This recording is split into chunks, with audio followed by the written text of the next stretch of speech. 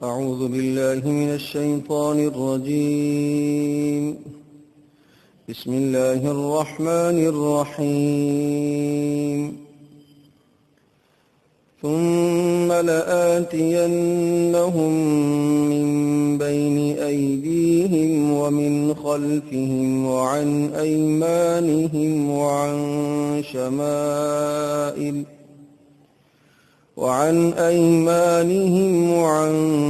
شمائلهم ولا تجد أكثرهم شاكرين. قال اخرج منها مذءوما مدحورا لمن تبعك منهم لأملأن جهنم منكم أجمعين. قال اخرج منها مذءوما مدحورا. اللہ تبارک و تعالی کا شیطان سے مکالمہ چل رہا تھا، اور شیطان نے جب یوں کہا کہ اس انسان کی وجہ سے، آدم کی وجہ سے اللہ تو نے مجھے راندہ درگاہ کر دیا اور تو نے میرے لیے ذلت کا، رسوائی کا فیصلہ کر دیا، تو میں اس انسان کو اور اس کی ذریت کو آگے سے، پیچھے سے، دائیں سے، بائیں سے، ہر جانب سے آ کے گمراہ کرنے کی کوشش کروں گا، اور اس میں سے بہت تھوڑے لوگ ایسے ہوں گے جو شکر گزار ہوں گے۔ جب شیطان نے یہ لفظ کہے تو اللہ تبارک و تعالی نے یہ ارشاد فرمایا، اخرج منہا مذءوما مدحورا، نکل جاؤ جنت سے ذلیل اور رسوا ہو کر، لمن تبعک منہم لأملأن جہنم منکم اجمعین، لمن تبعک منہم، ان انسانوں میں سے جو بھی تیری پیروی کرے گا اس کو بھی اور تجھے بھی، سب کو جہنم میں ڈالوں گا اور سب سے میں اس جہنم کو بھروں گا۔ اللہ تبارک تعالی نے اس آیت بینہ میں دو باتیں ذکر فرمائی ہیں۔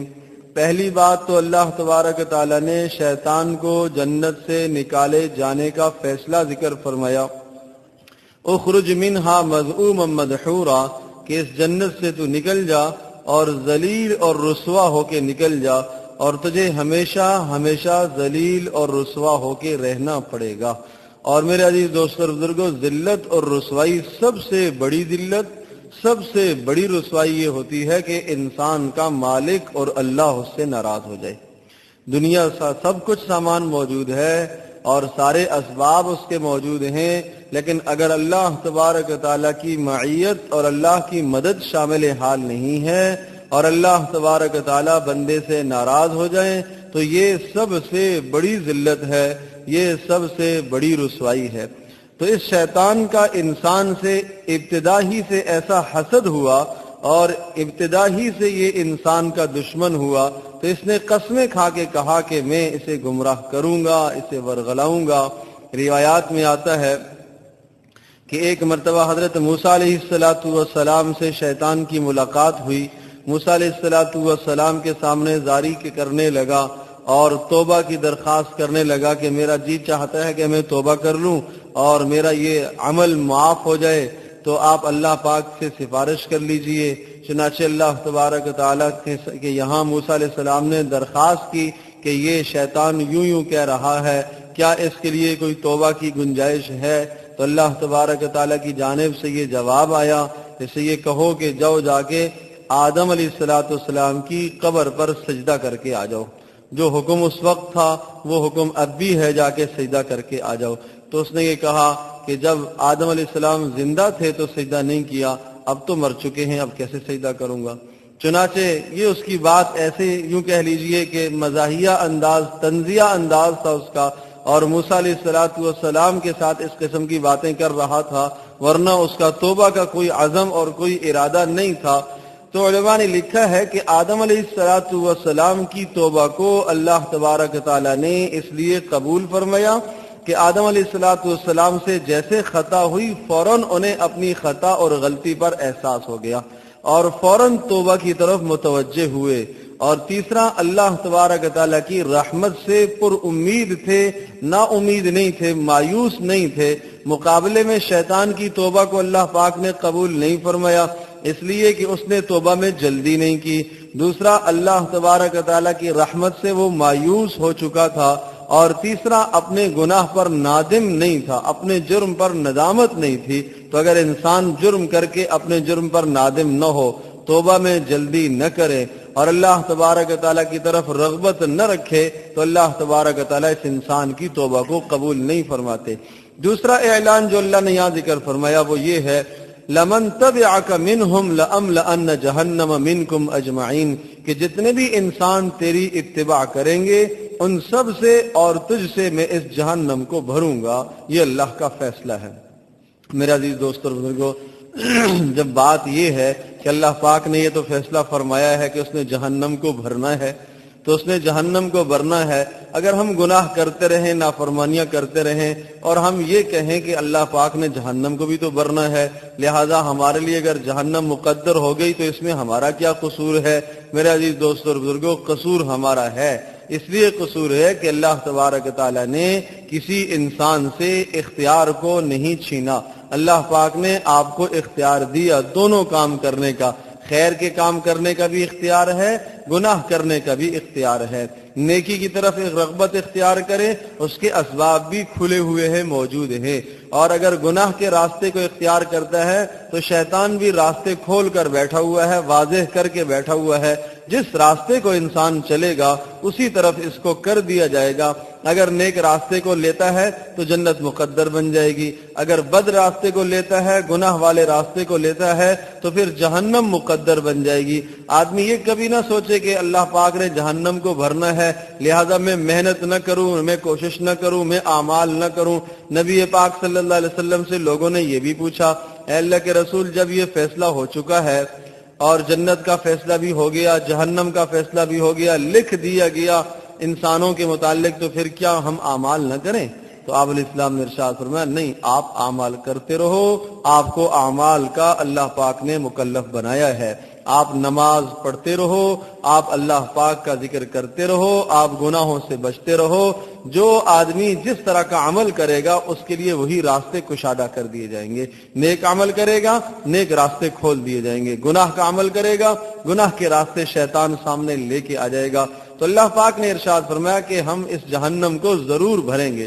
ایک حدیث پاک میں آتا ہے، آپ علیہ الصلوۃ والسلام نے اس جہنم کے بھرنے کے متعلق ارشاد فرمایا کہ اللہ پاک جب ظالموں کو، نافرمانوں کو، کافروں کو جہنم میں ڈالے گا تو وہ اس جسم کے ساتھ نہیں ہوں گے بلکہ ان کے جسموں کو بڑھا دیا جائے گا، بڑا کر دیا جائے گا۔ کتنے بڑے ہو جائیں گے؟ آپ علیہ السلام نے ارشاد فرمایا، ضرس الکافر مثل احد، کہ کافر کی ایک دھاڑ جو ہے وہ احد پہاڑ جتنی ہو جائے گی۔ تو یہ اس کی ایک داڑھ ہے، اتنی ہو جائے گی، تو اسی حساب سے اس کا جسم بڑھا دیا جائے گا۔ فرمایا مقعدہ بین مکہ والمدینہ، کہ اس کے جو نشست گاہ، بیٹھنے کی جگہ ہوگی، اس کا اتنا فاصلہ ہے جیسے مکے اور مدینے کے بیچ کا فاصلہ ہے۔ تو اب اندازہ کیجئے اتنا بڑا اس کا جسم کر دیا جائے گا۔ اور ایک روایت میں آتا ہے کہ اس کی جو جلد ہوگی وہ اتنی موٹی ہوگی تو اس جلد پر اگر ایک گھوڑا دوڑتا رہے تو 70 دن تک وہ دوڑتا رہے گا، وہ ختم نہیں ہوگی، اتنی موٹی اس کی جلد کر دی جائے گی۔ اور پھر اللہ نے فیصلہ دیا، ارشاد فرمایا سورۃ النساء کے اندر، کلما نضجت جلودہم بدلناہم جلودا غیرہا لیذوقوا العذاب۔ ایسا نہیں ہے کہ یہ کھال جل جائے گی اور قصہ ختم ہو جائے گا، نہیں، فرمایا جیسے جلے گی ہم اس کھال کو دوبارہ تبدیل کر دیں گے، پھر نئی آ جائے گی، وہ جلے گی پھر اگلی آ جائے گی، وہ جلے گی پھر اگلی آ جائے گی۔ عبداللہ ابن عباس رضی اللہ تعالی عنہ ارشاد فرماتے ہیں کہ روزانہ 100 مرتبہ آدمی کی کھال کو تبدیل کیا جائے گا، 100 مرتبہ۔ اور یہ کھال کیوں تبدیل کی جائے گی؟ تاکہ اس کو شدت کے ساتھ عذاب دیا جائے، تاکہ عذاب کے اندر سختی ہو۔ آپ جانتے ہیں کہ انسان کے جسم کو جب آگ چھوتی ہے اور لگتی ہے تو پہلے کھال ہی سامنے ہوتی ہے، کھال کو جلاتی ہے، پھر اندر کی طرف آتی ہے، اور کھال کا اگر اکثر و بیشتر حصہ اگر جل جاتا ہے تو عام طور پر انسان کی موت واقع ہو جاتی ہے۔ وہاں کی کیفیت یہ بیان فرمائی قرآن مجید میں، لا يموت فیہا ولا یحیا، نہ مرے گا نہ جیے گا، زندگی اور موت کی کشمکش میں رہے گا، ہمیشہ ہمیشہ اس عذاب کے اندر مبتلا رہے گا۔ میرا عزیز دوستو بزرگوں، بہت شدید ہے اس جہنم کے حالات۔ حدیث پاک میں آتا ہے، قرآن مجید کی آیات میں بھی ہے، جب اللہ پاک جہنم کے اندر ڈال دیں گے نافرمانوں کو، یوم نقول لجہنم حل امتلأت وتقول حل من مزید، اللہ پاک اس سے پوچھیں گے حل امتلأت، تیرا پیٹ بھر گیا، تیرا پیٹ بھر گیا؟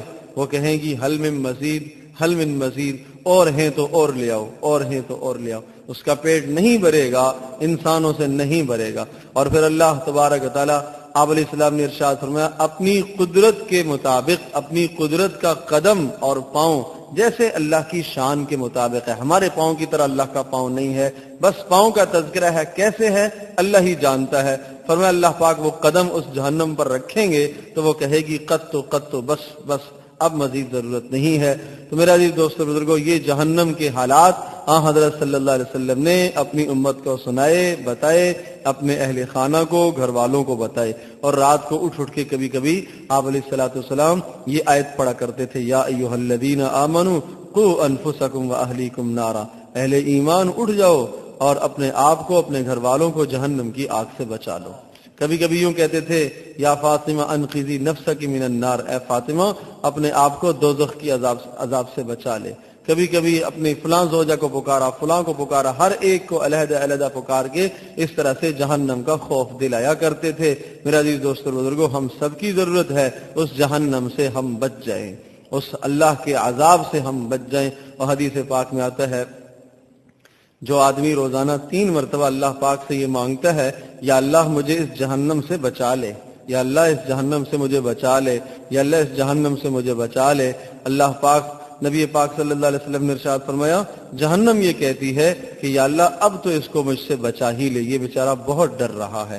جب ایمان بھی ہو، اعمال صالحہ بھی ہو، اللہ پاک سے مانگتا بھی رہے۔ اور جب آدمی یہ مانگتا ہے یا اللہ مجھے جنت عطا فرما، جنت عطا فرما، جنت عطا فرما، 3 بار مانگتا ہے، جنت کہتی ہے یا اللہ اس بندے کو میرے اندر داخل کر ہی دے، یہ میرا متلاشی ہے، یہ مجھے تلاش کر رہا ہے، اسے تو لے آ تاکہ میں اس کے ساتھ حسن سلوک کروں۔ اور جہنم کہتی ہے یا اللہ اس باغی کو، نافرمان کو میرے اندر لے آ تاکہ میں عذاب اسے دوں، اور تاکہ میں اسے دکھاؤں کہ تیرا غصہ کیسے ہوتا ہے۔ تو میرا عزیز دوستو بزرگوں، اس جہنم کے اندر آپ علیہ الصلوۃ والسلام نے قسم قسم کے عذابوں کے متعلق بتایا ہے۔